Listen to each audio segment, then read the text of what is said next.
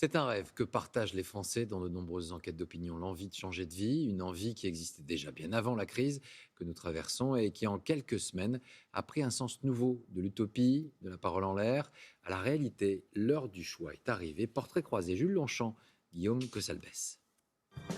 Retour du trafic urbain, parcs fermés et transports à nouveau fréquentés. C'est le visage de Paris depuis le déconfinement. Un retour à la normale pour certains, une source d'anxiété pour d'autres, qui ne souhaitent plus y vivre. Pour ces Parisiens, le confinement avait un parfum de liberté. Avec William, 1 an, ce couple a décidé de s'échapper de la capitale mi-mars et goûter au plaisir d'un grand jardin. Pas tout. Attends, pas tout. C'est des choses qu'on ne fait pas du tout à Paris. Ouais. Forcément, on n'a pas de jardin, on n'a pas d'espace, on a un tout petit balcon, donc on essaie des fois de faire pousser quelques plantes, mais en général, ça ne prend pas. Pendant 2 mois, ils n'ont pas remis les pieds à Paris. C'est dit, on part pour quelques jours parce qu'on en avait besoin, et puis on verra en fonction de ce qui va se passer, des annonces du gouvernement et de comment on se sent aussi ici. Ça s'est très bien passé, donc on a décidé de rester. Rester. Pour ce couple, c'est décidé.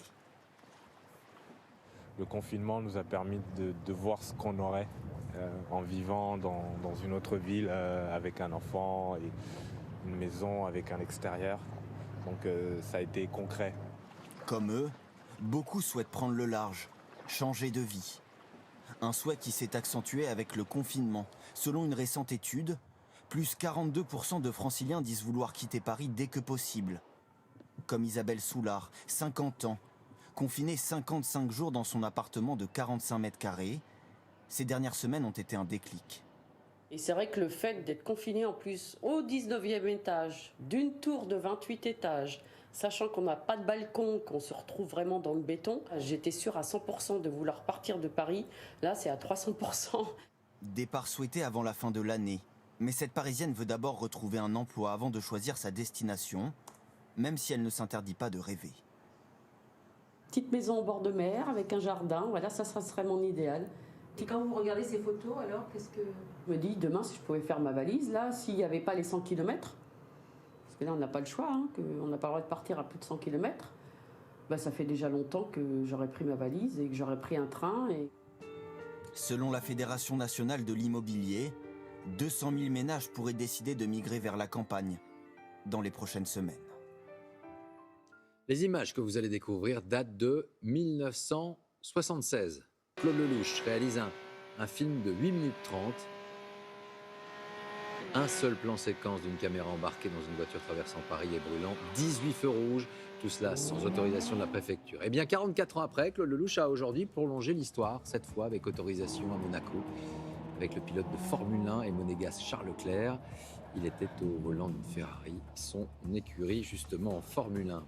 Depuis plusieurs semaines, le samedi ou le dimanche, à cette heure-ci, un taux anormal de petite déprime est enregistré dans de nombreux foyers français. Nous avons voulu savoir pourquoi, comment évolue cette situation. Le profil des patients est assez similaire. Tous sont en manque de football. Léopold Hodbert avec Soigny Thiebaud.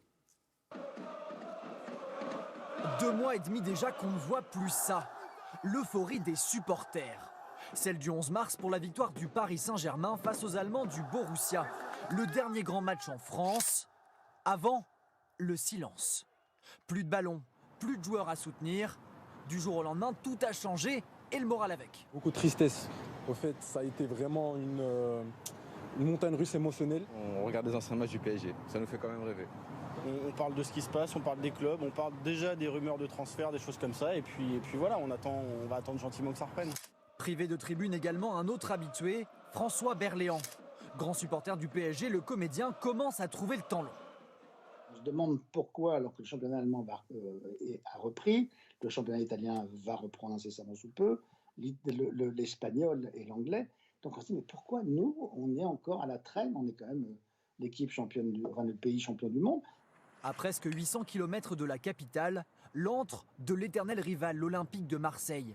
Lui aussi complètement éteint, très loin de ses soirées habituelles du dimanche. Le foot, c'est une passion, la ville, elle est malheureuse là.